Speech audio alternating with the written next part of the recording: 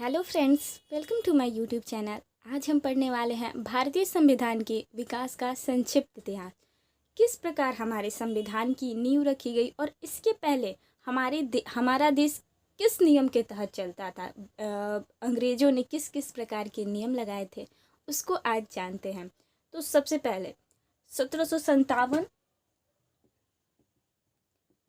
प्लासी का युद्ध, जो कि रॉबर्ट क्लाइव एवं सिराजुद्दौला द्वारा लड़ा गया था, जिसमें कि रॉबर्ट क्लाइव की जीत हुई थी। और 1764 यानी कि बक्सर का युद्ध, यह टॉमस मुनरो और सुजाउद्दौला अकबर द्वितीय एवं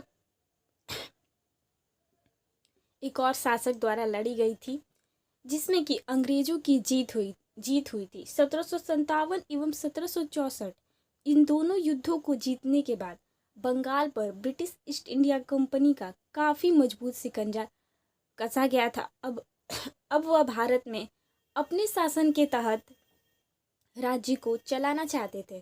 तो सबसे पहले उन्होंने अपनी कानून 1773 में रेगुलेटिंग एक्ट लाया।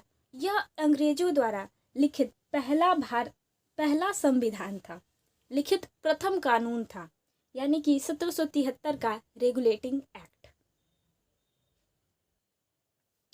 तो 1773 का रेगुलेटिंग एक्ट यह ब्रिटिश ईस्ट इंडिया कंपनी द्वारा लिखित प्रथम कानून था। अगर आपसे कभी पूछे कि ब्रिटिश ईस्ट इंडिया कंपनी द्वारा लिखित प्रथम कानून, तो 1773 का रेगुलेटिंग एक्ट। इस रेगुलेटिंग एक्ट में इसकी कुछ विशेषताएं थी, जैसे कि बंगाल के गवर्नर को बंगाल का गवर्नर जनरल कहा जाने लगा, अर्थात बंगाल का प्रथम गवर्नर था रॉबर्ट क्लाइव।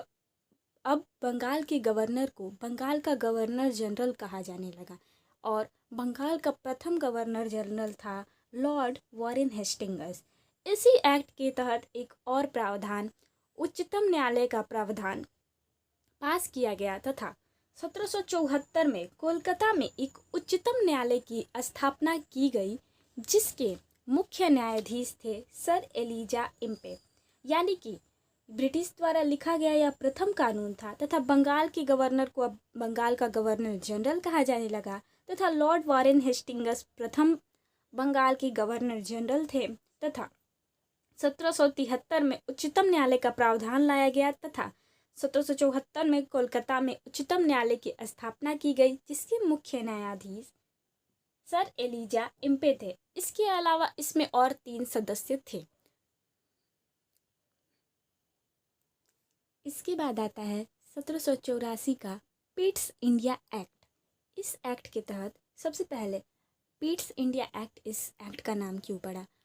ब्रिटेन के तत्कालीन प्रधानमंत्री विलियम पिट्स थे, जिनके नाम पर इस एक्ट का नाम रखा गया। इस एक्ट में किया क्या गया था, जैसे जैसे बंगाल पर अंग्रेजों का शिकंजा बढ़ता जा रहा था, वैसे वैसे वे व्यापार सभी मामलों में अपना प्रभुत्व जमाने लगे थे। अब